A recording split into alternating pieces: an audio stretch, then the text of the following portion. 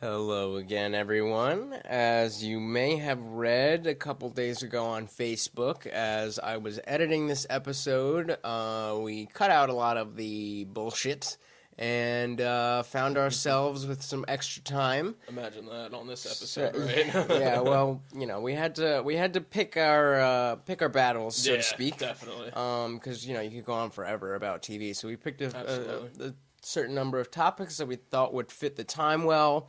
But by the time we edit everything down, we found ourselves with a little bit of extra time. So instead of there's a couple of notes that we just noticed in ourselves that we just want to add in. So you may or may not even notice where we cut in. Where you probably will notice is that for the most of the episode when we were recording last week, I wasn't feeling too well. So sorry, for most of the episode I sound a little bit stuffy.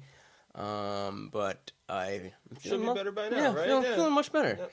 Also, just want to give a shout out to my late great best friend Adam Condiotti. Today is his birthday. Would have been. He would have been, or it is his birthday. He would have been 26 years old.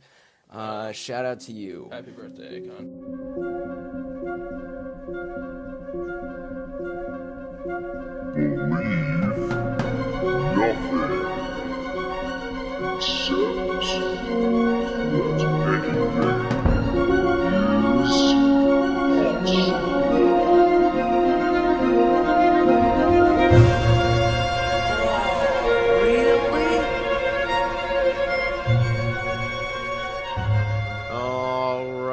Welcome back to the AweReallyPodcast with your hosts, Lutch. And this is your boy, Conover. Welcome back. This is episode 3. It's going to be entitled The Golden Age of TV. Ooh, yeah, good one. All right, before we get into that, though, just the usual administrative business. So if you want to contact me or Lutch or both of us together, you can contact us on Twitter. Our handle is @AweReallyDudes. You can contact us on Facebook. Just search AweReallyPodcast. We're going to get that URL fixed. I don't know why the fuck it's not working, but eventually it'll be facebook.com/AweReallyPodcast. But for now, if you just search AweReallyPodcast, it'll come up, and our little minion guy, so it's not that hard to find. Yeah. And if you want to email us, our email address is AweReallyPodcast@gmail.com. And finally, if you're listening to us, you should be at soundcloud.com/AweReally. Well, maybe. With that said. That's SoundCloud has just been fucking us left and right. Yeah. It is really not the best place to host a podcast for any of you who are thinking of doing so. I mean, to get a couple episodes out, sure. Mm-hmm. For music, for 2-3 minute files, sure. But yeah, it's just eating up space, and the money we would have to put out to be able to continue there is just not going to happen. So we're in the process of switching over to Squarespace, and that'll actually give us an entire web page. So instead of coming to SoundCloud, you'll be able to go to something like AweReally.com or AweReallyPodcast, whatever it happens to be. Since we do have our account on SoundCloud for the rest of the year, we will continue updating. But like I said, because of the limited space, what we're gonna have to do is just replace the old files with the new ones. Yeah, so do a rotation, right? Yeah, so you'll only be able to see a couple at a time, whereas our whole archive will be on this new site. Pretty exciting. There's a lot to figure out because I was hoping to be able to do the simple version of that, but of course that didn't, I don't have that kind of luck. So it's going to take a little time for me to figure out how to work around it, how to get it how I want it, and so on. But that's nothing you need to worry about because even once that gets started for the next year, you still will be able to find new episodes here on SoundCloud. All right, so getting back to tonight's specific episode, what we're hoping to get done here is we're just going to give you guys a rundown of the evolution of television we're gonna. What do we look to achieve out of this episode? And I am asking you now, Lutch. What do we look to achieve out of this episode? What are some of the things we're gonna unpack, and how are we gonna make it relevant to our show? Well, I mean, I let you do a little bit more of the history, the research, Right. On hard facts, but it's often been said that we're in the golden age of television. There's a lot of shows out there now that are making more money than the movies are. Yeah. And have larger audiences. You think about the cult following for shows like The Walking Dead and Breaking Bad and things like that. We're just TV, or I guess the media in general, which will differentiate Yeah. over the course of the show. Yeah. But has always been an influence on society. Absolutely, and or a reflection of society. And so now that we're getting these shows that are so raw and are showing sides of society that we've never seen before. Some of these people are seeing them for the first time. Some of these people have been living these realities for a long time and are finally getting the recognition, things like that. And I just think it's, I often have trouble finding somebody who watches as much TV as I do, first of all, but watches the shows I do. Typically, people who watch a lot of TV are into, and I don't mean this to any offense to Yeah, anybody, not to discredit anything or whatever. but more geeky type shows, or people just don't care that much. Yeah. Or people say they don't have time to do this or that. Yeah, I just, I work a full-time job too. I just, in the meantime, I don't watch whatever crap is on TV, and this is changing a lot more people are doing this now with Netflix. I just use that little bit of time to watch better what shit. you want to and what you want to watch. So what Lutch and I did was we got like a master list of television shows of what we thought has had a big influence on society, categorize them and everything, but we're going to kind of save like the bulk of the show discussion for the end. So let me just start by saying, before we dig into some of the shows we picked for the episode, I just wanted to briefly cover the evolution of the television itself over the decades, and we're going to start World War II. But rather than go back all the way to the birth of the television as an invention itself, I figured I'd just start with the 40s simply because that seems to be when the major evolution really started. And that's not just my opinion. It's a general notion that the real evolution started more so in the 50s. But rather than go back all the way to the birth of the television as an invention itself, I just figured we'd start with the 40s simply because that seems to be when the major evolution of the TV really started. And that's not just my opinion. I mean, it's a general notion that the real evolution started more so in the 50s, but how much the television acted as a propaganda machine during World War II just can't be overlooked. Now, mind you, broadcast and programming time was still very limited, and most of what could be seen at this time was encouraging America to support the war effort, especially by buying war bonds. And I'm sure a lot of you remember this from your high school history classes. And since we're discussing television socially, we just can't skip over the importance of how long the television has been influencing society. From the beginning, there was no other use than to get the same. I mean, the radio came before it, Right? Yeah. and newspapers before that. But and this is just the next form of media. The media has always been about, in one way or another, informing the public, giving the public a message. So this, the TV, I think that was the way that it fit into that, where it became media. Yeah, because it really was just a propaganda machine at the time. So But just to keep things moving here, we don't want to spend too much time on any particular decade. So that brings us up to post-World War II.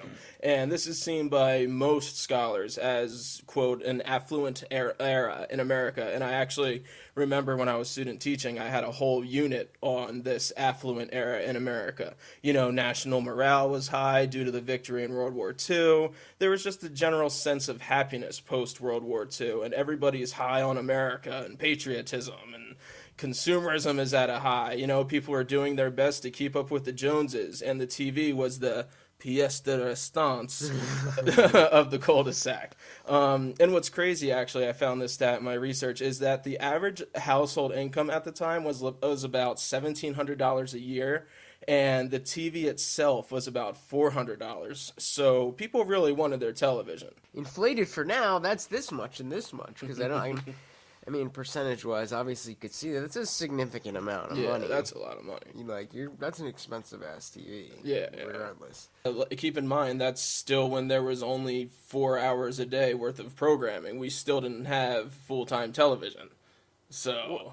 Wait, everything that was available to watch on TV was only for 4 hours. Yeah. Damn. I was really surprised when I was doing the research to find that out. Yeah, TV's constantly on right now. It makes sense. Yeah. It makes sense. It's just to think now that you could go on Netflix and binge even one show like that. Exactly. And the amount of time that you could consume. Wow, yeah. 4 hours. 4 hours, and it was just one of those please stand by screens for the rest of the day. Wow. From what I gather, yeah. Wow. Yeah. So that's why the news was so important at the time.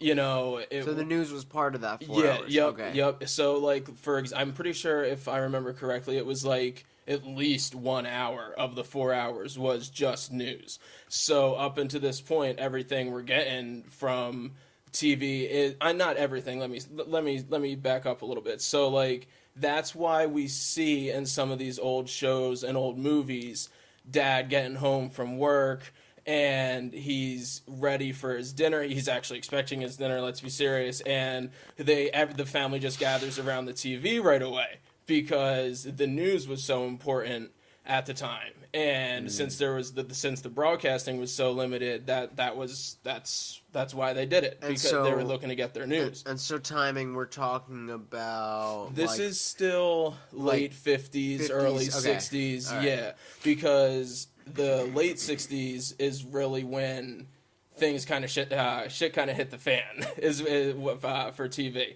because there was still limited broadcasting. So we're talking. So limited broadcasting. We're talking about 4 hours a day. 1 hour is news. Yeah, let's call it. The other 3 hours are filled with Leave It to Beaver type. Exactly, shit. or the Al Jolson show or something. Which we'll get into later. I don't even know what that is. But yeah. Okay. Well, it was this guy. Gee, Pa. He's known for the blackface. Have you ever heard of blackface? Yeah. That's Al Jolson. Oh, okay. That's Al Jolson. Right. Yeah. So, and we'll get into the colorization a little later as we go along. But yeah. So that was that whole thing. So the news was very important, and up until this point, America had come to trust the television. Why not? Why not trust the television at the time, But then the Vietnam War comes, and the Vietnam War... yeah, no good. The Vietnam War comes along, and it actually becomes known as the Living Room War because, again, people were waiting all day for that news report, and what was just news before, and what was going on at the time pre-Vietnam, it was probably mostly civil rights stuff probably on the news at the time, that's right? Because I believe I remember because the Civil Rights Act was 1968.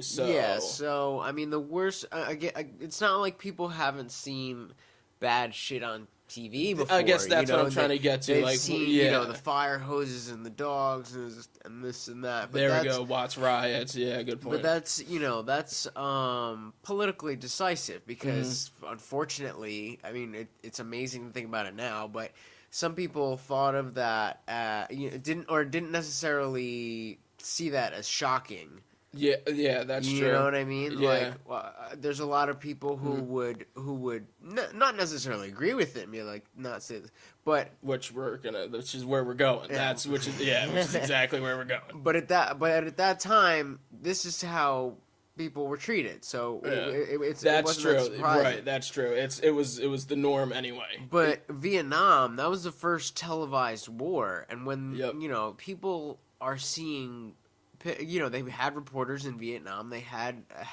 the news was now, instead of the war, and that's what I think that's what you were saying before, the Civil War, shit like that. That was the worst. Civil rights, not Civil War. Let me just stop it for a second. Civil rights. That was Okay. good catch. No, yes, the civil rights. But I mean, your day-to-day news is still just day-to-day news, and I don't know what the news was like in terms of local news versus national news. I'm not sure. I think it was just like a general broadcast. I think I could be but wrong. Again, I could be wrong. One way or the other, point being, it probably for the most part it wasn't that interesting. Yeah. And it definitely wasn't that shocking. But then you see bodies being blown up, and you see what the Vietnam War was really like. And before, when we were at war, if you're not a soldier, you're just at home living your life, and the soldiers go and fight the war. Yeah. And now all of America is living this war. And it became very immersive, especially because of the television, and thus a very divisive thing. And so now that's where the birth of counterculture comes from. Is for the first time people had a reason.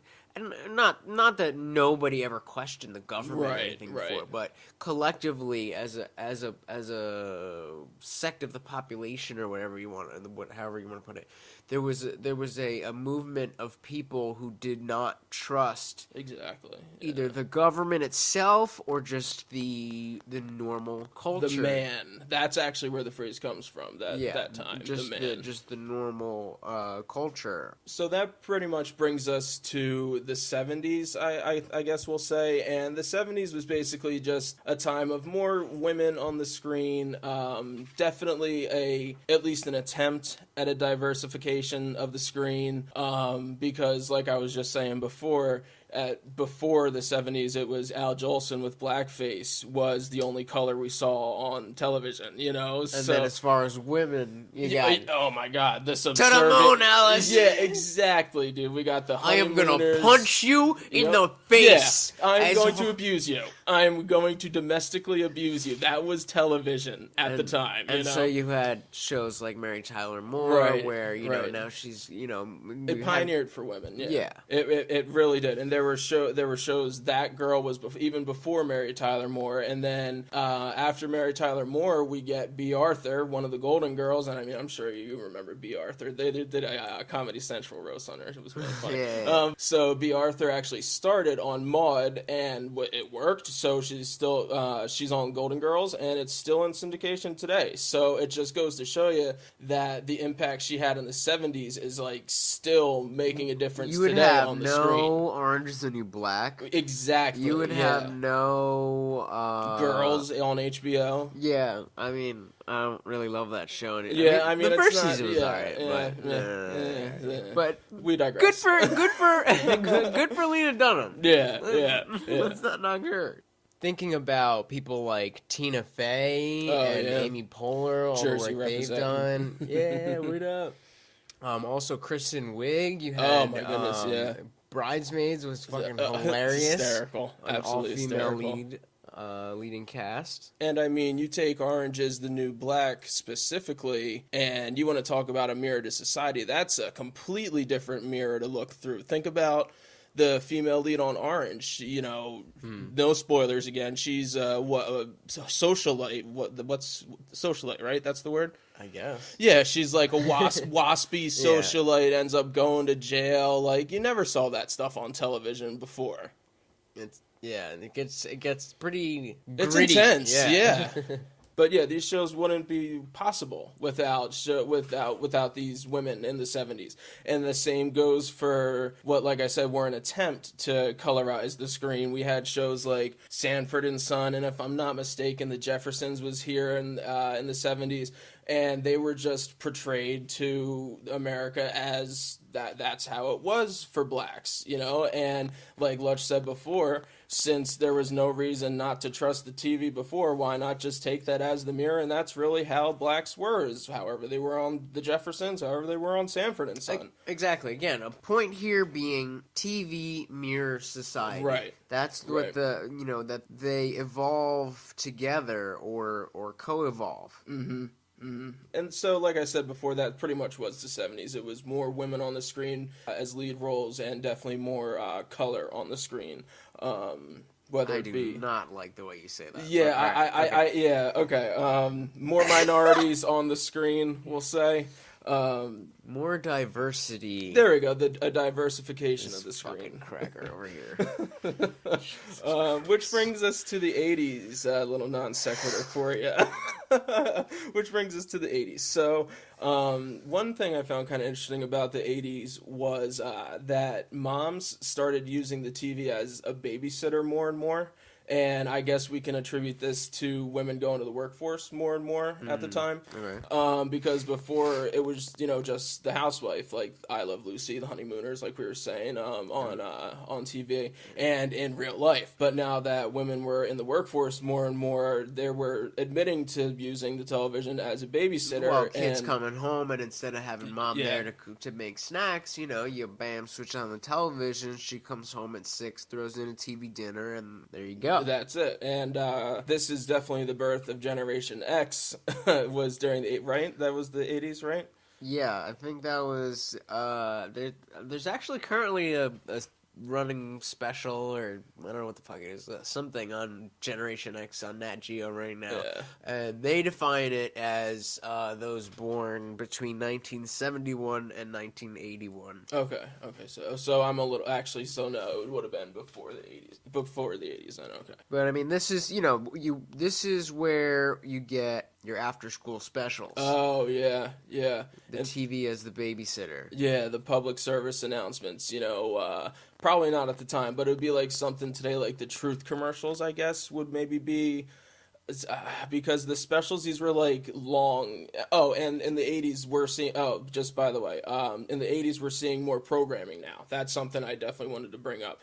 It's not just obviously 4 hours a day anymore. Now it is a much more fuller broadcast. Well, I on had television. assumed that. Yeah. What kind of timeline did that? I think this is when we saw 24-hour television come to, was in the 80s, because we had more channels, more networks were coming on, MTV. So, okay. So even, okay. So I all I know is there's a growth of cable and network, cable channels and networking during the 80s. So I'm going to assume there was a 24-hour time broadcasting during the 80s. Looks like you got something on your mind. No? Okay. All right. So coming into the 90s, we have, this is where we really see the buddy sitcom become a big part of television. Seinfeld, Frasier, Martin. We had the family feel-good television shows like Step by Step, Full House. Lutch had mentioned Saved by the Bell before. Was on, and I mean, I think that still even runs in syndication today. Does it? Yeah, and I mean, it's funny how that still acts as a moral basis for kids too. That show, like, it still can be definitely linked to kids' morality. That show. So yeah, we had the sitcoms in the 90s, and these sitcoms, we could say probably. Oh, and we had Friends. That's the big one from the 90s. That started 94. And I know me and you are both big How I Met Your Mother fans. And right. Well, I mean, you can. This conversation has been had in 1,000,001 places, so we won't go too far into it. But Friends is, excuse me, what was I gonna say? Seinfeld. Seinfeld was more about observational comedy and moving away from the family centric. And it was more about, good point. Yeah. It was more about just adult life. Didn't even think about and that. And it wasn't centered around families, and it stopped being a show, And then so that was Saved by the Bell. Yeah. Exactly. That, so it was very interesting. And it was a new way for sitcoms to be structured. So it led the way for shows like Friends, which is considered the two of them together, I guess, are considered the most successful TV shows of all times.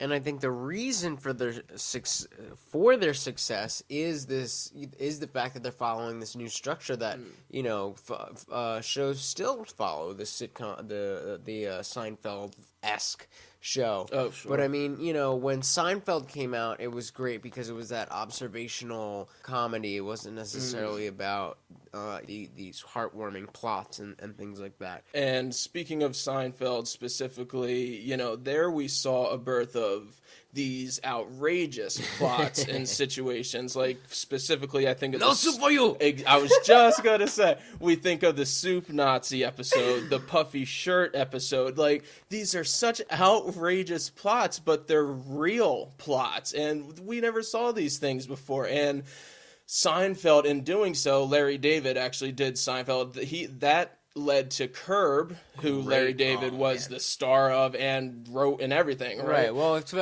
I'm pretty sure it's common knowledge that George Costanza, the character in Seinfeld, was based off of Larry David. I did not know that. Really? I did not know that. No. You didn't know that? No, oh, wow. Dude. See, I don't know a lot about it. Well, you showed me Curb. You had to show me Curb. Have you finished Curb, though? Because no, I'm pretty sure they directly... No, haven't finished it yet. So, yeah. But no, yeah. George Costanza was always supposed to be the character of Larry David, and not necessarily directly him, but it was based on himself. Okay, so there you go. We have these outrageous plots, but there's still a mirror to society. And then we have Arrested Development. That's another one. Outrageous plots. This Modern Family, so to speak. And we don't need cartoons anymore to be so outrageous, I guess is my point. Like, we've got some super outrageous cartoons, but we don't need them anymore to have these situations. But then you had Friends, which it was successful for many of the same reasons that Seinfeld was, but also for many different reasons. It was, and like I said, we don't have to go too deeply into this conversation because it's been had. There's other places you can have, Friends picked apart. Yeah. Ad nauseum. Yeah. But it was, it was going along with this Generation X, this counterculture. It was not only moving away from centering on the family, but it was moving towards centering around this idea that your friends are your family. Yeah. That you spent, that your group of friends is your identity, things like that. And that's what, you move it to the next generation as this is my theory at least. You move to the next generation is How I Met Your Mother. It's the same kind of thing. It's your friends, and you'll notice that for there's different reasons. Because of just the times, meaning what is allowed, what would the things How I Met Your Mother was allowed to get away with. Would have never Friends never would have been allowed to get away with it just because of the timing. Yep. Some things were more on the censoring and stuff for that matter. Yeah. But I mean, it seems like Seinfeld had that view, and then Friends got even closer in that view. Okay. And then How I Met Your Mother is even closer in that view. And I don't know how many of you have seen Master of None on Netflix. So good. Aziz Ansari's show. But, and again... This is another buddy sitcom, just for the record. This could be, again, so just based on the fact that he is right around my age. He's a little bit older than us. I think so, yeah. If not late 20s, he's like 30. Oh, I would have figured early 30s. Yeah. But he that observational whatever, that that observational view that is so well appreciated of in these like shows. The relationships, right? Like the dynamics between of whatever is the subject of the show. Oh, okay. Right. I feel like his show gets so poignant, and the observations are so are so precise, Ah. and not to ignore any other shows that might fall into this category. Yeah. But you have, if you think about It's Always Sunny in Philadelphia. Oh, that's a good one. That's a good another one. show that came along and really broke out of the structure-wise. It was a very different type of show. And mind you, Master of None is a show that we would have never seen. What do you think? I'm speaking ethnically because it's a very The ethnic brown cast, guy? right? No, I mean the cast in general. It's an ethnic cast. Yeah. How far back would you go?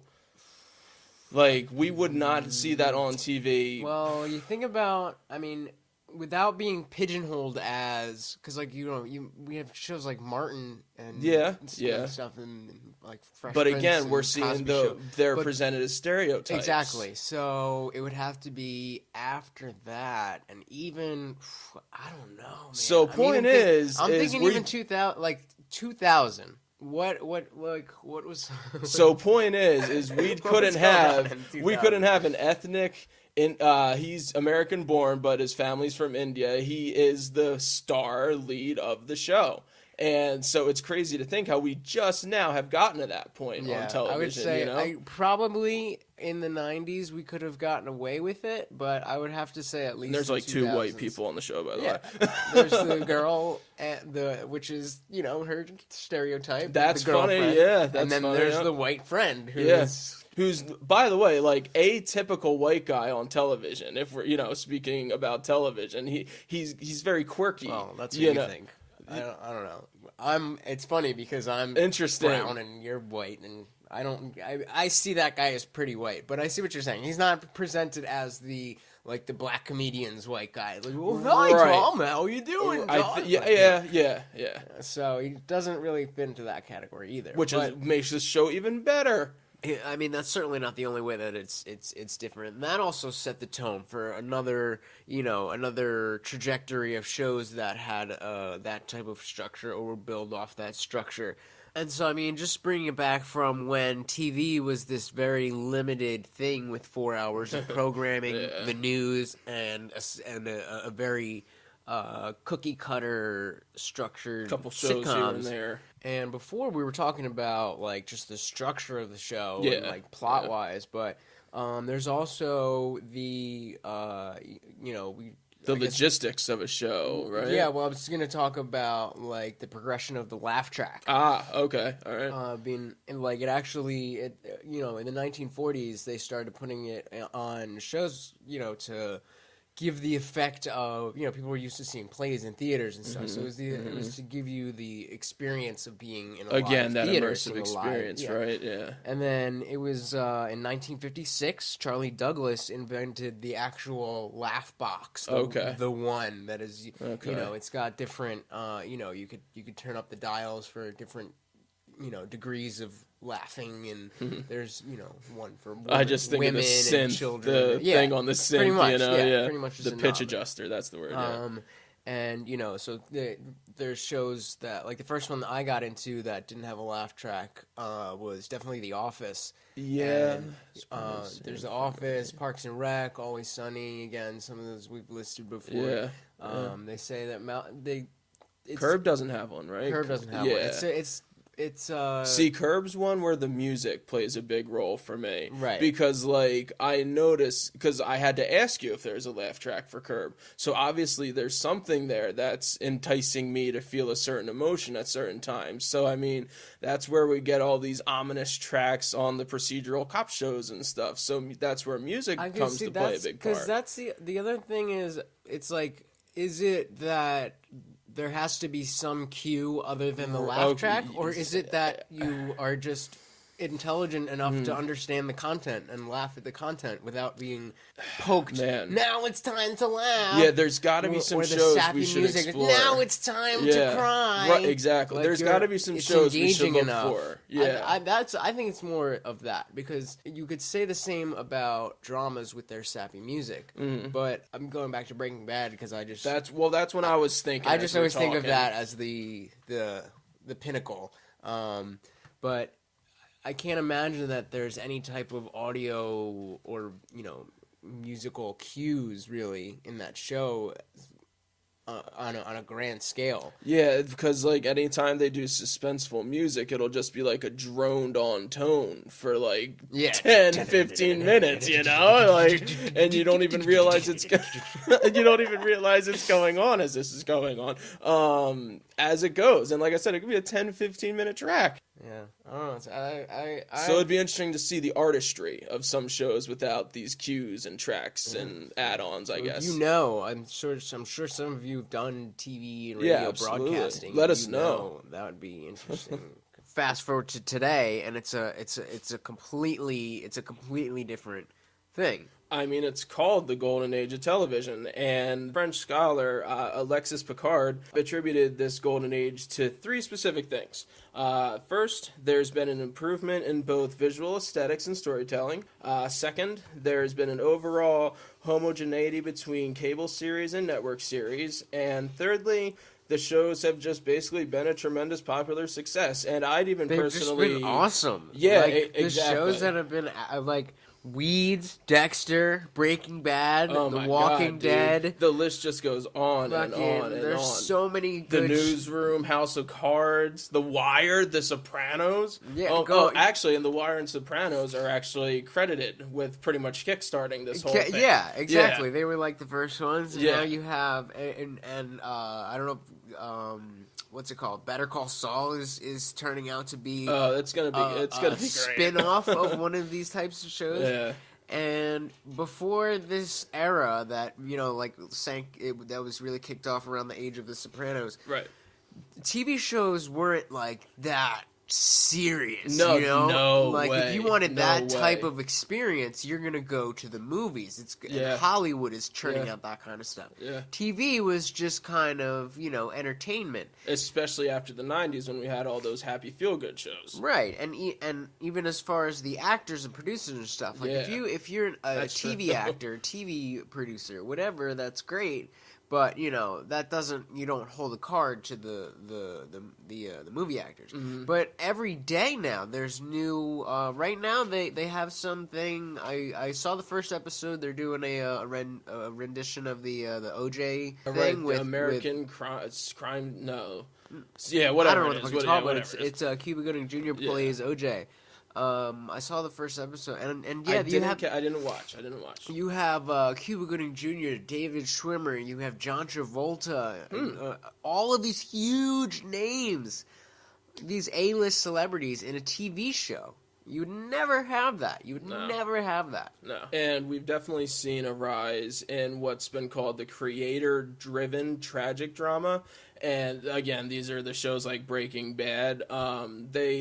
And I mean, I'd even say that most good shows these days follow like the format of the Greek tragedy. We have our tragic hero, the protagonist. He's got his tragic flaw, and then his tragic flaw leads to his demise. And no spoilers, but I mean, we obviously know the shows that follow this format. So there's this creator-driven tragic drama. So like you were just saying, it's not about necessarily the producers or the actors or this or that person. The creators are having a much bigger role in television these days.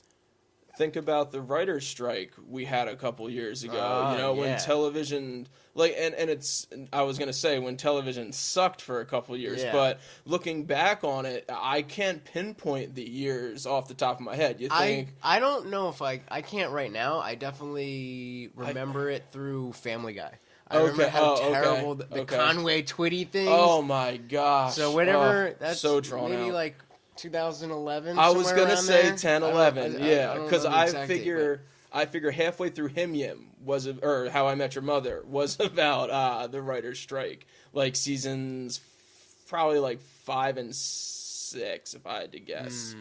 And if you think about it, I definitely don't notice it in that show as much. And I don't notice it in general. Like I didn't see a larger pattern, but I do. I just happen to be, a big. Not that I'm not anymore, but the Family Guy was much bigger. Yeah, that's true. Yeah, and like some of the episodes, like the jokes were just bad. Yeah, and then he would do like the 10-way cutaways of just fucking that country music. Oh my god, forever. It's just like, what are you guys doing? Yeah, and it's funny, like I never really thought of it like that before, so think about that for a second. For all those out there thinking, oh, how annoying that was. Like, that was the writer's strike, you know? That's how badly we need them. Yeah. That's how good they are. Yeah. And that's how bad it would be without them. And drama's not new to television. No, not at all. You know, you had shows like Law and Order, and I mean, going back even further, you have like the Twilight Zone was a drama. But I mean, you know, shows like the X-Files and Criminal Minds, and even shows like Gilmore Girls. All these are shit like that. I did not watch Gilmore Girls. I mean, those chicks are hot, but okay. Anyway, but yeah, drama is not new to television, but those shows, even the serious ones, even the critically acclaimed ones from that time period, completely different wavelength than the stuff you're seeing now. Yeah. I mean, if you haven't seen Shameless, you're wasting your life. Yeah, fantastic. I mean, like, it's great television. And it's an interesting juxtaposition because on the other side, where it started with the news, the most trusted source, or the trusted source of information on TV, has now become bought out by it's bastardized. Corporate media is garbage. You have shows like TMZ out there, that people just waste their time. Yeah. And I mean, it's making you dumber to watch this stuff. So it's very interesting how there's these two polar opposites. I guess the message is really that you can use television and this includes YouTube and the internet and whatever. You can use these resources to numb yourself and just simply entertain yourself and numb your mind. Or you can use them to entertain yourself by enriching your mind. And even the stuff that isn't directly academic, like we were saying. One of the things I love about The Walking Dead is that it's, I don't know where you've been living if you're not familiar with The Walking Dead, but it's a zombie show and it's about these Get the rock off your back. They're trying to survive the zombie apocalypse, but the character development is phenomenal.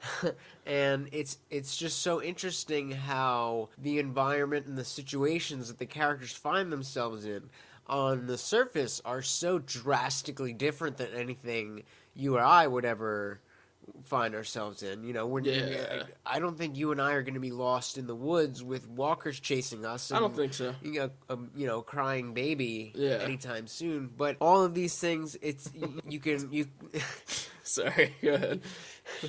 If you look at it symbolically, it's so interesting how it really does mirror society. Yeah. And when you have these high level creative people writing these stories, you have an opportunity to take a look at society.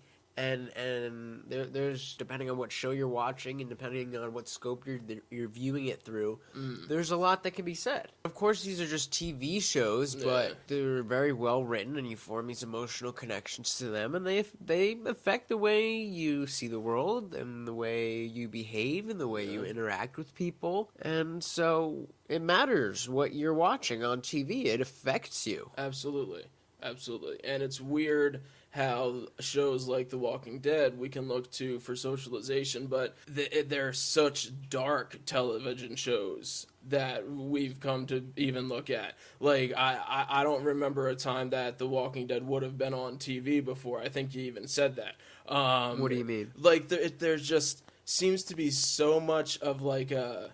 Not cynical, because that suggests like a sarcastic, facetious mood to the shows, but like just the better shows seem to have like darker stories. They're not all happy. They're not but then again, I mean, you could make the argument that they're not trying to be comedies, I guess. But these go ahead. I think that's just a result of these shows getting a more accurate depiction of a reality that is dark. That's not Leave It to Beaver. That's a good point. Yeah. And secondly, you have more talented people writing the stories. Yeah, I think that's so. It does help that if you want a story told that's going to elicit these whatever dark emotions, if you have someone who's a good writer writing it and you have great actors acting it, that'll the help. symbolism should come across. Yeah, that's true too. But I mean, then there's the other side of the coin. Like I said, there's the sitcom, the comedies. They're not trying to be comedies. We got Modern Family, which is definitely, it kind of comes back to Master of None. Modern Family does. We could have a whole conversation. Modern Family is, on the one part, it's another one of those shows that's broken down the structure. Exactly. I mean, I guess not so much in the structure of the show itself, but the structure of the family. Right, that's what family I was unit. thinking. Yeah, that's what I was. It's directly. If you're not familiar with the show, it's about they call it Modern Family because it's about this family that consists of a lot of relationships that are not the typical relationship. Right. And it's just the point is that they're just a family like everybody else, and da-da-da-da-da.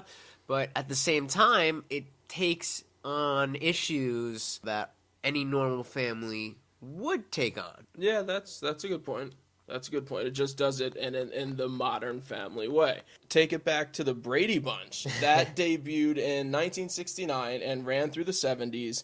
And, Okay, so I mean, we could say that was the Modern Family of the 70s. Think about that. That was a weird family. Weird. I hate to say it like that, but that was a weird family at the time, And I'm a family of divorce and stepbrothers and stuff, too, so I can speak to this. Like, what do you want to say? A combination of a single mom and her kids and a single dad and his kids. And now we fast forward to Modern Family, and those of you who know the show, there's a lot going on. It's a different Modern Family. And I've never made that comparison, but that is a really good comparison of just the the snapshot there of you go, America. yeah. And it was without, it was all white cast. There was, Yep. I mean, there might have been the token stereotype featured on the show, but the cast of the show was all white.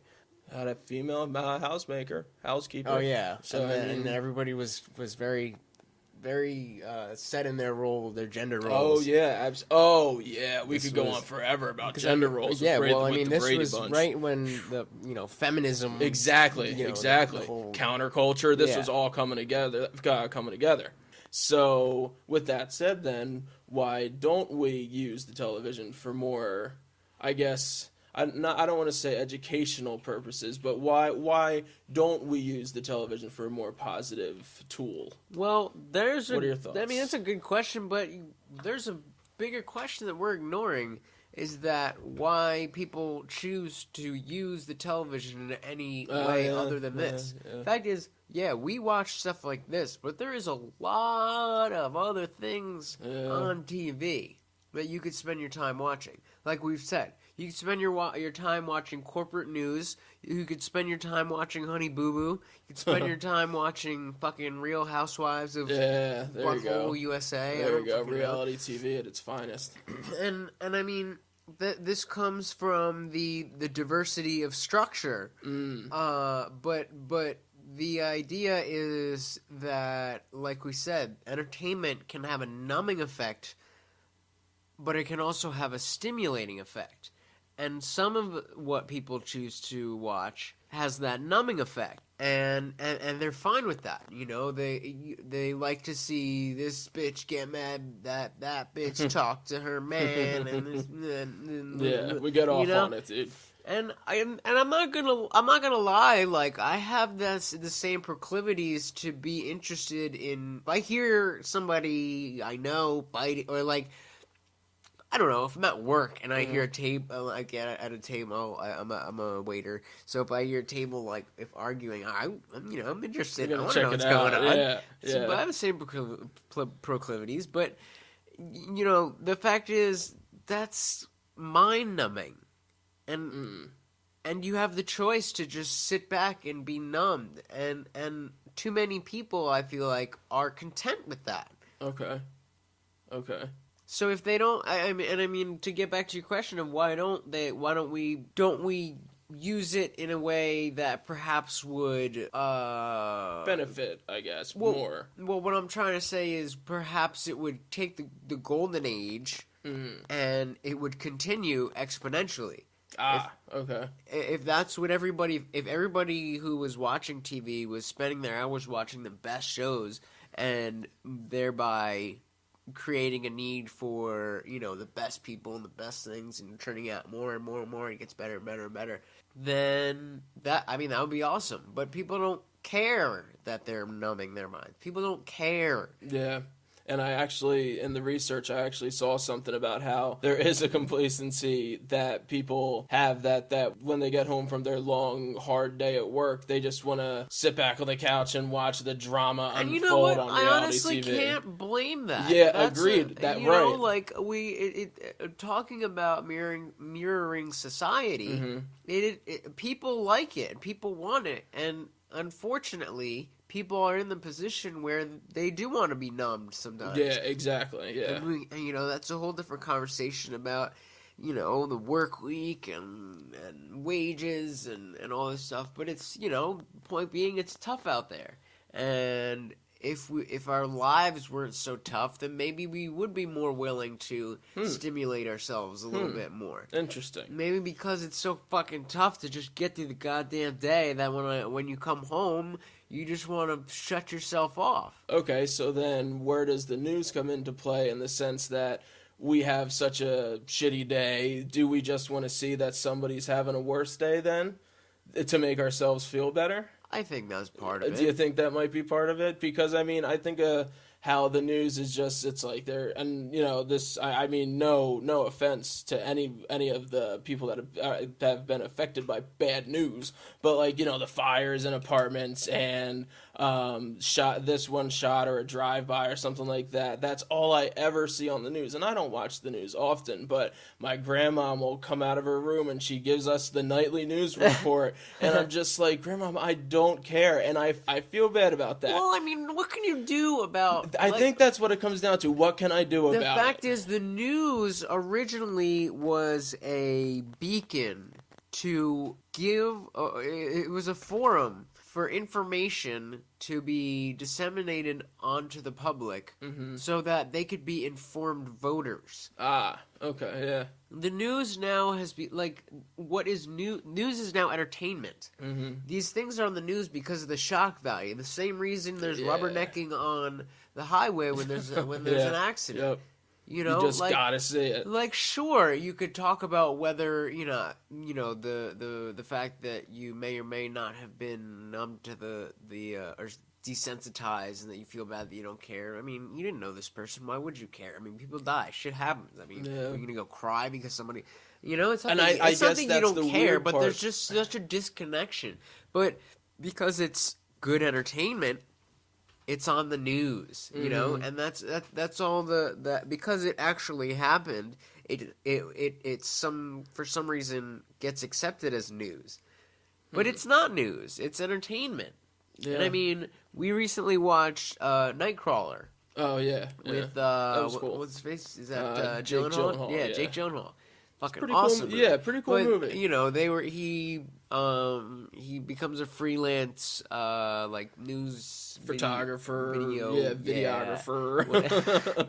And he goes to the station and they tell him they want bloody stuff. They want they want shock value.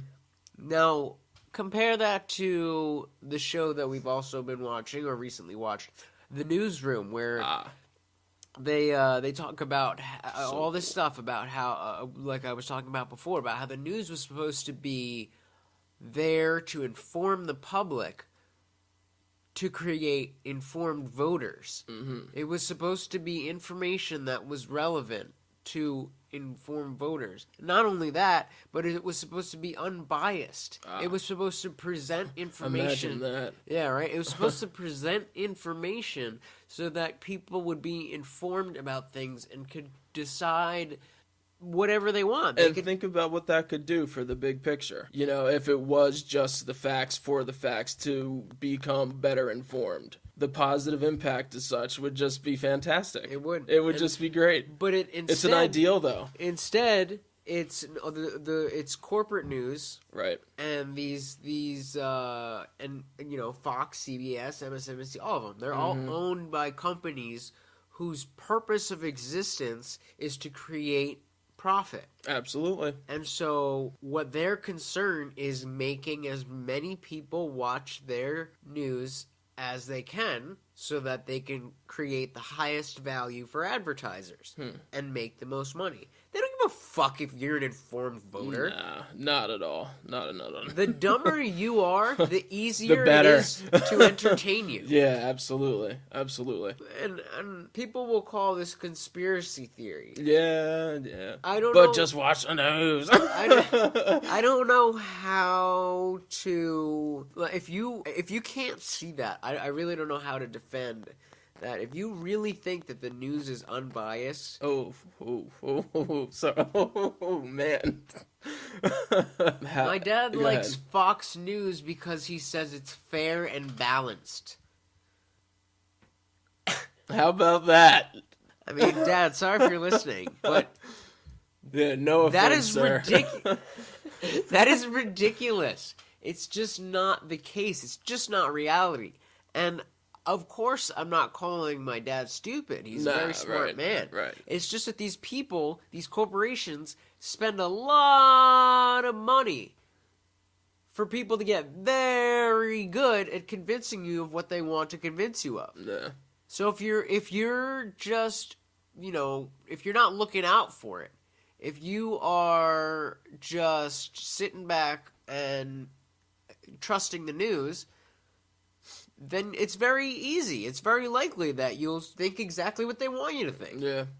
Yeah, at any given time. So how do we go about picking our news? Like me and you, for example. Like specifically me and you. Well, I fucking hate the name of this app because it sounds so pretentious. Okay. But I use this app called Smart News. Oh, okay. It's a news curation app. Because Okay. at first I didn't really know where I wanted to get my news from. At first I started with like MSNBC. Yeah, I CBS and deferred to stuff. CNN. I just deferred Yeah, to it. CNN. Yeah. And even Al Jazeera and BBC are supposed to be better. Mm-hmm. But ultimately, I found that no matter what, if you're getting news from one source, you're only getting news from one source. And what I really like about this app, Smart News, is that it has a huge list of sources, and so you pick which sources: Associated Press, Fox News, CNN, HuffPost, stuff like Reuters, that. Business Yeah. Insider, Okay. Popular Science, whatever. And it's a very extensive list. And so I have about 15 or so different news sources. And so if I read about something, I'll cross-check this source and that source and that source. What are these people saying? What are those people saying? What are those people You saying? put it through a method of scrutiny. Exactly. Okay. It's you be skeptical. I mean, you be skeptical in this. Believe nothing. But you understand people are going to report the news, so there's some level of truth to something somewhere. Right. You right, just don't know right. what you can and you can't trust. So if you read about event A from source 1 and source 2 and source 3, in fact, you find fact X is the only thing that's Inconsistent. Yeah, Okay. that's the only thing that's consistent throughout the 3. Then fact X is really the only thing that you want to put, your faith in. Yeah, that's a good point. And the more sources that contain fact X, the more. Fact X got some balls. And I mean, obviously, it's not that simple, and Right. it depends on. Who's writing the article and what the article's about, and I mean, you just have to. It's a case by case thing. Mm-hmm. So you just gather as much information as you can, and if you see two things, like let's say you read something from MSNBC and you read something from Fox on the same topic. And they say there's certain things they say that are consistent, and there are certain things they say that completely contradict each other. Yeah. Well, either one of them could be right. That's a good point. But that's as far as you can take it. Well, you have to understand, okay, well, Fox said this, and CNBC said this. They are contradicting, so they can't both be right. But, obviously there are more sources. But what I can be confident in is the fact that whatever they both reported is the case. Mm.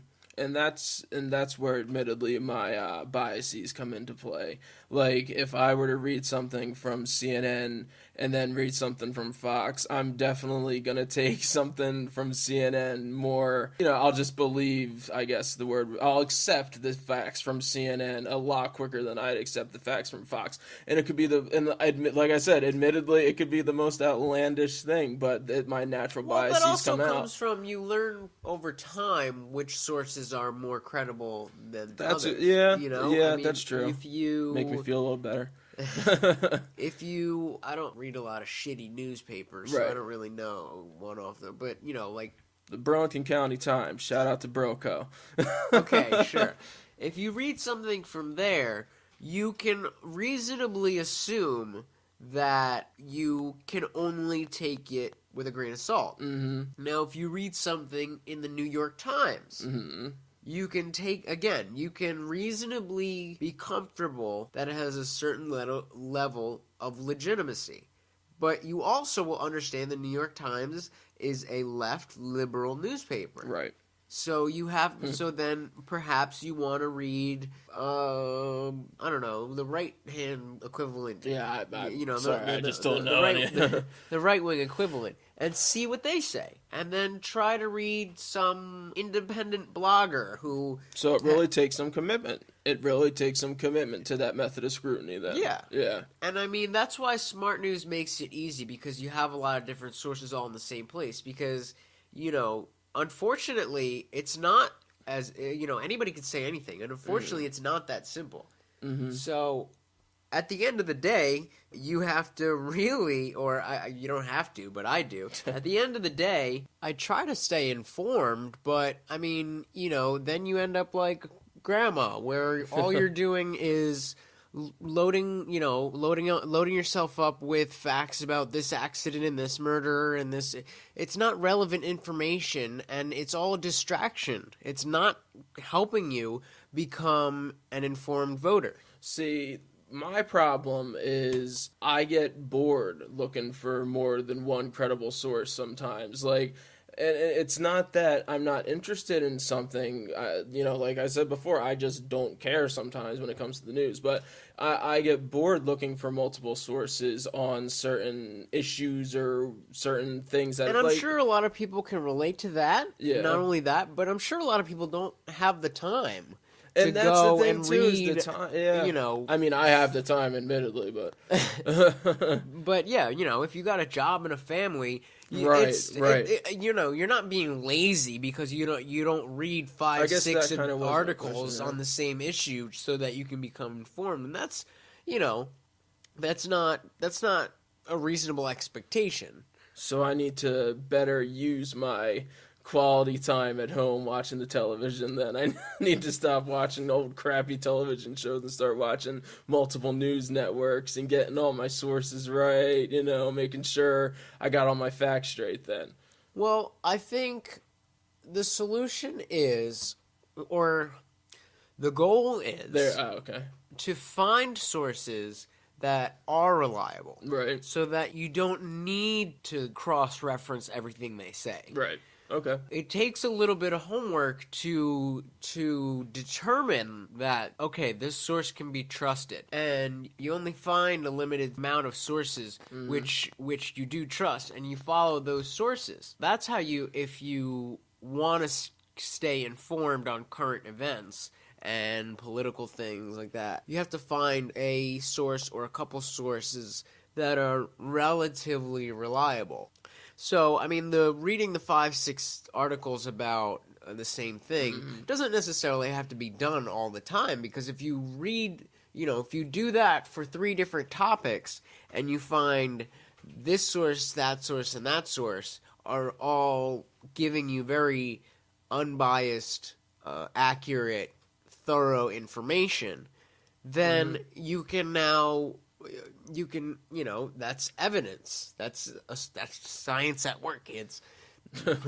It's not only chemistry. That's a scientific, rational way of approaching gaining information. So you now have evidence to believe that you can believe what they tell you. Okay, so now then where do shows like just getting it back to television, where do shows like The Daily Show, the Colbert Report, me and you are really big fans of, what is it, Last Week Tonight? I always get the words wrong. Yeah, Last Week Tonight with John Oliver, Real Time, that's what, because there's definitely a culture and a following that just gets their news from these, again, news attainment shows like The Daily Show and stuff. So we run into issues there too. And I don't. It's hard because I don't think that's. I think that's slightly irresponsible. Okay, but that's a fair point. But I think they're presented in a way to the viewer who isn't being necessarily that skeptical or critical. It's presented in a way that you can trust them as a news source. But that's what they all do, and that's the point. Yeah. So, I like Real Time. Right. My dad hates Bill Maher. And every time I say something that came from the show, his answer is, well, okay, not every time, but, for argument's sake, his response is, well, he's a comedian. Yeah, see, I guess that's where I was going with that. These are comical, these are funny shows, these daily shows, Colbert's, yeah, so go ahead.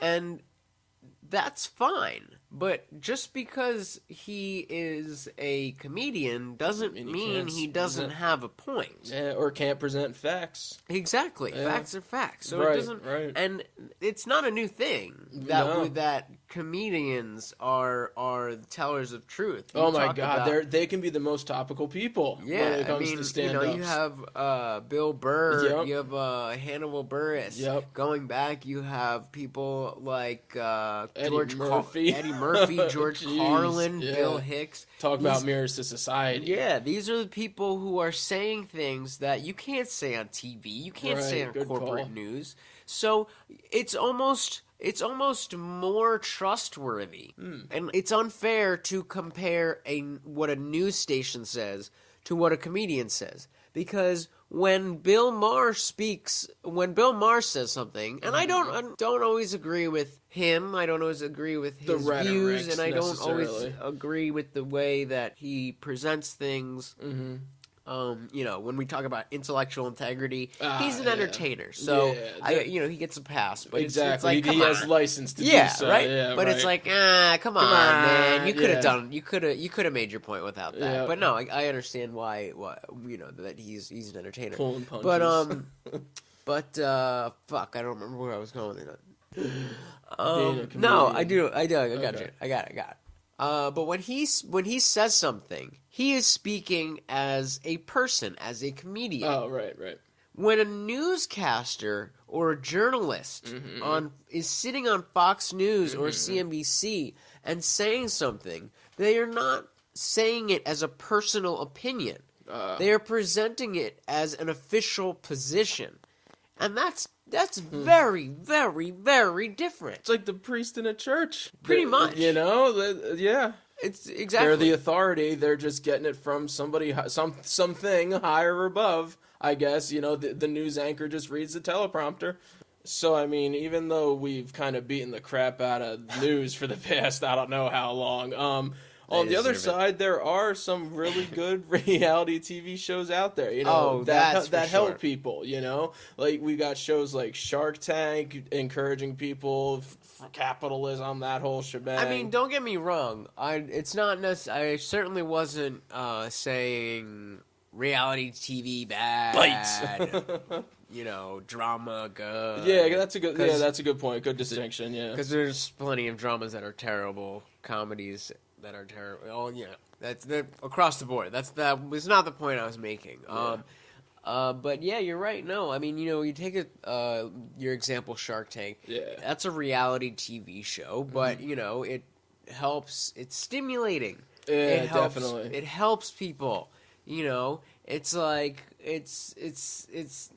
that's the opposite of the whole mind-numbing thing. Definitely. One of my absolute favorite reality shows is Drugs Inc. Okay. Yeah, I definitely don't watch that as much as I should. It's not only oh man, it's so good because it usually picks either a drug or a city, and it just gives you a rundown of the drug game in either that area or for that drug, whatever the case may be for the episode. But it gets they talk to users, they talk to dealers, they talk to law enforcement, they talk to families who have lost loved ones. They get such And it's like a real snapshot, right? Exactly. Right? They get such a well-rounded view of the issue, and regardless of your position on drugs, you are getting a lot of information. And because it's coming from so many different sources and so many different perspectives, it's not even it doesn't, like, me personally, I take away from it that the drug war is bullshit. Yeah. And that every time it makes me so angry because I think about all the time and manpower and tax money that's being wasted for all this stuff. But somebody else may take something else from it. Oh, absolutely. Somebody else may watch it and see, oh, there's the drugs really are a problem. Yeah, and like the villainous aspect of the guys. And that's, what? The more power to you. Not everybody has to think the same thing. Right. And that's where TV comes in being a moral basis. Exactly. It's about presenting the information and letting you decide on your own. And that's what the news doesn't do. Okay. That's my problem with the news. But there's shows like Undercover Boss, which is one of my favorite shows that it helps people because they deserve something, not like we see on game shows like Jeopardy, A Wheel of Fortune, and Undercover Boss. Deal or no deal. Yes. You win $1 million. There you go. Newlywed Game shows like that. It's. I don't stand up at the end. Like, let's say, for example, I'm watching Wheel of Fortune. I don't stand up at the end of the show and, clap and applaud because somebody just won $33,000 or whatever. Not that's the worst on television either. Yeah, absolutely. But there's a difference between that and shows like Undercover Boss, because you see Undercover Boss and he or she, the CEO of whatever company. We'll just say he for time's sake. Okay, so the CEO of the company... It may hand out some. Well, that's the point. It's not a handout. The CEO may give out. Well, if you're not if you're not familiar with the show, the CEO of whatever company goes undercover and he works with 3 different people, and he works alongside with them as if he's just starting with the company, just to see how his company functions.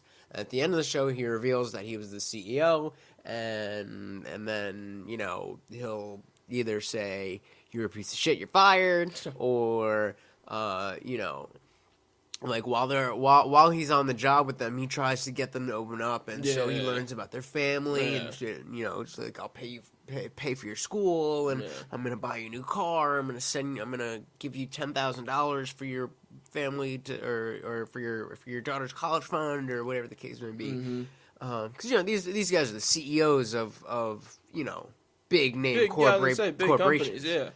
And it really makes you feel good because you see these people that might just down on their luck, I guess. Might just have something going wrong, and the CEO takes his time and his money and just says, "Here, do what you need to do," and it makes you feel good.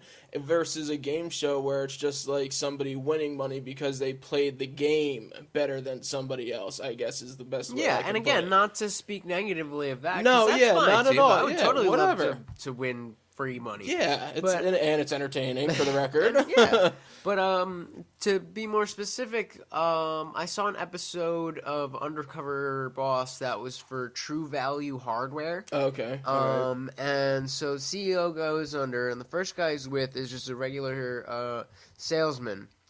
and he's kind of this lazy dude, and he doesn't really do much. The second person was this warehouse guy, and the third was a cashier who was she was younger. I think she was just like 20 years old, but she said she had been on her own since she was 17, and she's working her way through school.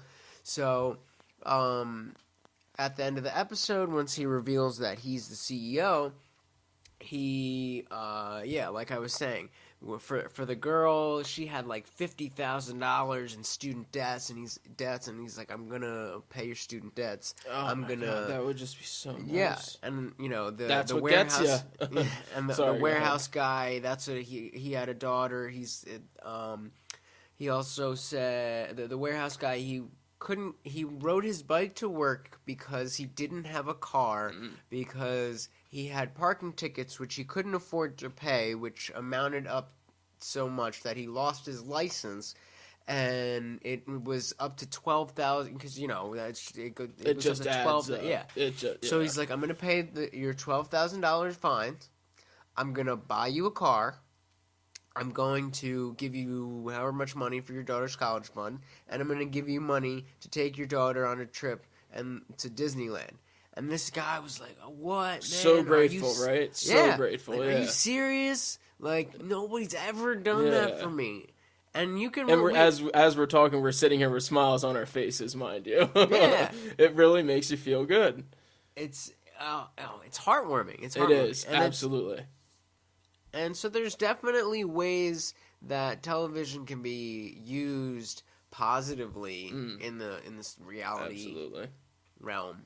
It's not only the cinematic symbolism, right, or the drama-based reality TV shows like Real Housewives or something like that. But it matters what kind of things you're watching. If you're always watching the Kardashians, it's going to affect what you think about and how you see the world and how you see people. And I mean, you know what? I really don't give a shit about the Kardashians. They're not the worst people in the world. But I'm not going to watch their show either. But, come on, man. You can do so much better than that. There's much better things to do to spend your time. And, I guarantee you, it seems boring, but that's because you've trained your brain to want this stupid garbage TMZ crap. I'm telling you. I remember when I was with my one ex, we were together 4 years, and it was to the point that, I almost was looking forward to the Real Housewives every weekend. And I think that's becoming a thing now where husbands start to look forward to these not to name drop, but these Bravo television shows, I mean, like I said, these people know what they're doing. Right. They know exactly how to keep you watching week to week. And I guess even as a guy, they know just how much to show me. And that's the thing we're saying about, the local news stories. About rubbernecking. We do have the same proclivities, but I mean, is it really worthwhile to go to, if you see an accident, to go and just stand there and just ask? Yeah, what are you gaining? What are you gaining? Yeah, what are you achieving? Who are you helping? Yeah, unless you're actually helping. I mean, unless you are actually helping someone. Yeah, but I mean, if you're just standing there, what happened? How old was she? Where was she going? Well, sensationalism. It's all it is. It's just we need to somehow connect ourselves to that catastrophe or whatever to feel what it may be, because that's what it is with my grandma sometimes when she talks about the news. It's like she makes me feel like I should be feeling some sort of connection to the people that she's talking about. And oh, honey, it was just terrible. These people died here, and it's just who is that helping to make you feel guilty? Exactly. Why don't you use that time and emotion into something that you genuinely are interested in, but can have some sort of positive effect on someone somewhere somehow? Yeah. Yeah, it's like I said, there's things that could be done to spend your time much better. But I mean, just even to use it just to pick an example out of the air, if you're so upset that this young girl died in a car crash because of the drunk driver, then start getting involved in Mothers Against Drunk Driving or something. Yeah, there you go. Which, I think is, that's a whole different story. Yeah, that organization is not. But, you know what I mean? Like, do something. Just watching it and feeling bad, It's like that Family Guy joke where white people are just helping paint like an all inner city school or something like that. White guilt, the whole white guilt thing. I don't know. Yeah. I'm sure some of you have seen it. Or it's like those memes on Facebook where it's like one like for one prayer. Yeah. Oh my goodness. Yeah. Like, you're not doing anything. You're not doing anything. And it actually goes back to our previous episodes. You're not doing anything to directly help, like, for example, with prayer. Like, you're not doing anything to exactly help that situation. You just get to feel better because I prayed for you. I prayed for you, honey. And it's the name, what is it? In the name of saving face by saying grace for the things we did yesterday. It's a Protest the Hero lyric, actually. And I love it. I love it because it's perfect. We're just making ourselves feel better for the things we did yesterday. So at what point then do we get oversaturated with television? We've gotten to a really good point in TV, and the shows we've watched together, they're just incredible. So is there going to be a point of oversaturation? Is it going to get diluted because of an oversaturation? Well, I don't know. Obviously, yeah. But no. Yeah, I guess these are just things we like to discuss. The way I right? see it is that a lot of times prior to the popularization of Netflix, when I would talk to people about these shows, a lot of people would say, "Oh, I don't have time to watch TV like this. I don't want." And that actually came from the research, real quick, about how people are changing their lifestyle schedules around TV schedules. But now with Netflix and TiVo, the birth of TiVo, DVR, we don't have to so much schedule our lives around television. But good. And even so there's that aspect. And then, also, it's not just a matter of if you're, you only have 8 to 9 o'clock on Monday to Thursday to watch TV. You're not You gotta limited. really pick something, right? Yeah, previously you'd be limited to the best of what's on network primetime television. And, there could be some good or bad stuff there, whatever, depending on... That's where the whole responsibility we have as viewers. We need to pick the right thing, yeah. But now, if you have that same 1 hour or 2 hours, whatever it is, and you have the choice of everything on Netflix, then I think the people who are more passive viewers and support the less good shows that aren't necessarily terrible because it's just out of convenience, I think that factor will kind of disappear. And like you said, we're not dependent on the timing of what's on when we're there. If Breaking Bad is always on Netflix, then the people who normally wouldn't be awake on a Sunday night to watch Breaking Bad, thus, or when a lot of these great shows are airing late on a Sunday night, now they don't have to just choose from Criminal Minds and CSI.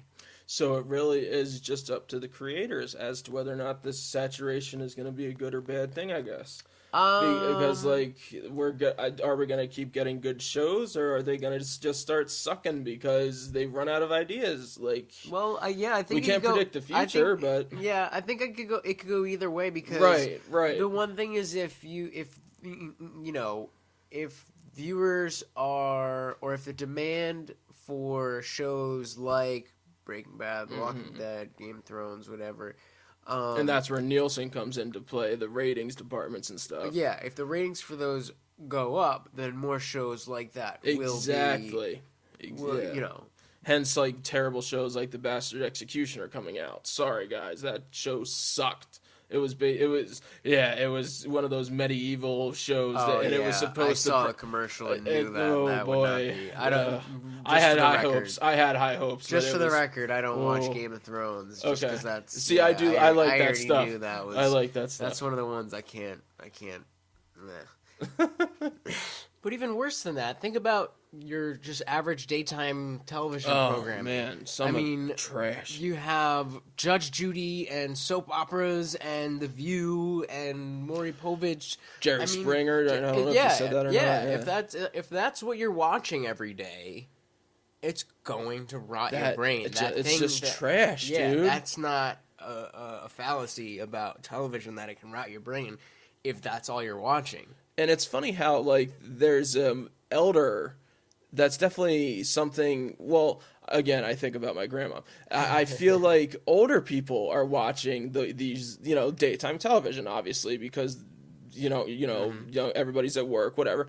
So is it because they are such trash shows that they kind of just get booted to the network's asshole time slots, Yeah. Is that it? And like, it's so weird. Like, I'll walk by my grandmom's room and she'll have friggin' Jerry Springer on, and I'm like, Grandma, what the hell are you watching right now? It'll be the most outrageous thing. You could be watching anything. You could be learning about anything. You could be or even just merely entertainment wise, something that's not not that. I get it, Grandma. You want to be entertained, but come on now. Like, there's some better stuff. Throw on some Bonanza at least. I don't know. But yeah, it could go the other way. It could be a matter of it gets to a point where there is an oligarchy of sources that are putting out these shows, and they gain this control, and they get lazy. And now, just like where Hollywood is now, there's a few big people, there's a few big names at Marvel. Yeah, that's one of the ones they have a monopoly right now. They know that no matter what bullshit they fart out, oh my God, it's gonna break millions at the box office. Yep. And so it really could go either way. And I mean, that's the thing. If you have the choice, your dollars, your time, your viewing hours, right? Yep. This is your voting power. Well put. This is your voting power. What do you want to see more of? If you watch Honey Boo Boo, you're gonna get more Honey Boo Boo. Well, if you haven't noticed any of the points at which we've jumped in, interrupted ourselves at this point, and recorded this the day of, trying to fill some time. But we had just had some stuff we couldn't let go. You'll definitely notice this one. We wanted to give another shout out to my boy Leo. Our boy. I'm down. Just the other night, on the Oscars, I forget his exact quote, but he brought up about how The Revenant. He went on for a while. He was like, The Revenant. You definitely know better than I do, so go ahead. It's about man's connection to nature, and climate change is real. And, that's right. All that. He went on and on and on and on. And you think about this dude, fucking Leo. He's been waiting. He's been sitting and waiting for this opportunity. And finally, he gets it. Finally, he gets it. And then it's not like I'm sitting there waiting. I'm just, as for him, I right. I could give a shit either way. But who knows how long this has been on his mind? Yeah, I mean, I don't care that he has won, but the fact that he used the opportunity to be standing on a stage, big distinction there, where 34 million people have their eyes glued to a 55-inch picture of your face, and you use that opportunity to talk about climate change and corporate greed and all this shit. That's awesome. Yeah, snaps. Don't miss the point here, and I don't give a shit about Leo or the movies or the Oscars or any of that shit. I care about using a platform where 34 million people are listening for a responsible message. And you can't applaud that enough. It was absolutely. Awesome. All right. Well, I think we that brings us to the close of our conversation on the golden age of television. And before we let you go, there's just one quick quote Lutch and I wanted to leave you with. Edward R. Murrow, he's a famous TV critic, very famous in Hollywood. He was quoted as saying, speaking of the television now, he was quoted as saying, "This instrument can teach, it can illuminate, yes, and it can even inspire, but it can do so only to the extent that humans are determined to use it to those ends. Otherwise, it is nothing but wires and lights in a box." It's a great quote. Yeah, I really think that speaks to what the television has become. It reminds me of an example I use often when defending social media. And yeah. a lot of people will talk about Facebook and Instagram, like, oh, it's a picture of your lunch. Yo, it's what we make it, yo. It's and trying to say that it's stupid. And my example always is, hey man, you can hit yourself in the face over and over again with a hammer, but that doesn't make a hammer a stupid tool. Mm-hmm. It's all absolutely. I mean, it depends on how you use it, and this falls right in line. And your choices in finding videos on YouTube, watching whatever you watch on TV, the music you listen to, whatever it is. This choice is important. All right, so I think that's where we're going to leave you guys. You know how to get at us. Obviously, there are many TV shows that we didn't mention. Yeah, and we even meant to mention. There's a lot out there. We do not have endless time. And again, just like last episode, we had a follow-up. You guys, asked us questions, and we were more than happy to even get the questions, and we were very excited to answer them. So bring it in. Love to hear it. Yeah. And until then, just keep being skeptical. Believe nothing except